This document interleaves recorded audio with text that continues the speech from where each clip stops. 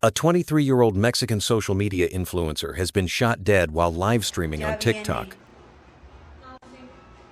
Valeria Marquez was killed when a man entered her beauty salon in the city of Guadalajara and apparently fired a gun at her. The motive for the fatal attack has not been identified, but the case is being investigated as a femicide. The attack occurred around 6:30 p.m. on May 13th when a man posing as a delivery person entered the salon and opened fire, fatally shooting Marquez in the chest and head. The horrifying incident was captured on video, with viewers witnessing the moment she collapsed. Marquez had a significant online presence, boasting nearly 200,000 followers across TikTok and Instagram, where the Jalisco State Prosecutor's Office is treating the case under femicide protocols. Gender-based violence is highly common in Mexico, where the UN reports 10 women or girls are murdered every day by partners or family members. I have had friends who have gone missing, who have been raped, and nothing has been done about it. Specific cases have drawn attention from the authorities, but this is a reality that has exceeded because this is something that has been going on for many years.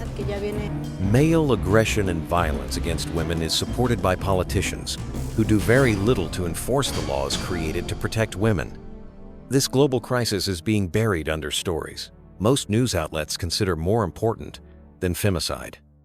Nearly every country in the world has horrific statistics on the slaughter of women, some on a daily basis.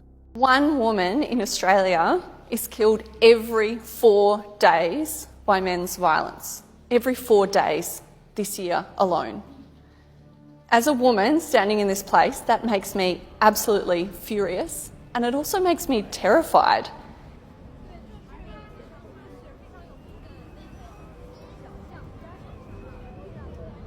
As women, we are in an impossible situation. We can't go walking alone at night, we might be killed. We can't go running during the day because we might be killed. We can't stay in our own homes because that's the place we're most likely to be killed.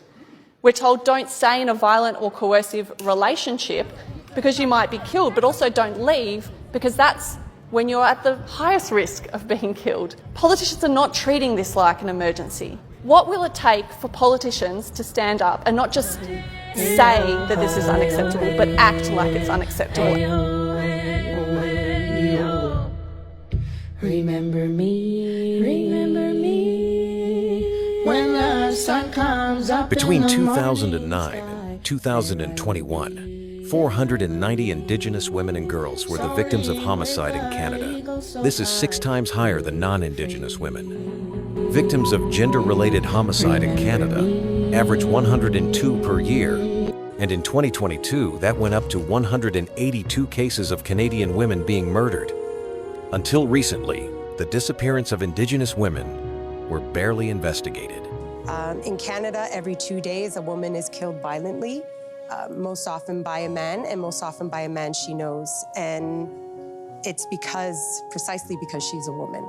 Indigenous women and girls in Canada pay the highest price of femicide and are murdered at 12 times that rate.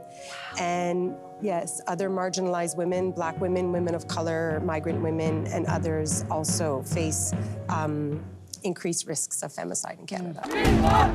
India is one of the most dangerous places in the world for women and even young girls. Chops her body, and then parents kill their own daughter, stuff her in a suitcase. This is, because they were not happy apparently with her choice of a partner with her marriage. What is happening? Violence against women and girls remain one of the most prevalent and pervasive human rights violations in the world. According to the UN, a woman is killed every 10 minutes. The U.S. does not have a separate penal code for gender-related killings, making it difficult to even track femicides. According to the FBI, an estimated 4,970 female victims were murdered in 2021, 1/3 of whom were documented to have been killed by an intimate partner. A study on female homicide victimization among 25 populous high-income countries found that 70% of all cases occurred in the U.S. To put that into perspective, on a global scale, the U.S. ranks 34th for intentional female homicides at a rate of 2.6 killings per 100,000 women in the U.S. Almost 3 women are killed every day. The highest number was in Africa, with an estimated 21,700 victims in 2023. Africa also had the highest number of victims relative to the size of its population, with 2.9 victims per 100,000 people. The Americas follow Africa in femicides, with 1.6 female victims per 100,000. This young influencer's death brings a sharper focus on the inaction of authorities in multiple countries to protect women, as these authorities are predominantly men. Some women are giving drastic advice on how to begin to combat this issue until men recognize that they have to be the solution and provide necessary consequences to deter femicide. But until then... And as a result, a lot of South Korean women have developed the 4B movement of basically just leaving men behind. Getting your money, going to school, going to work, and just living your life. Not living for men, buying your own home, and just literally leaving men behind. And I feel like we should really develop that attitude.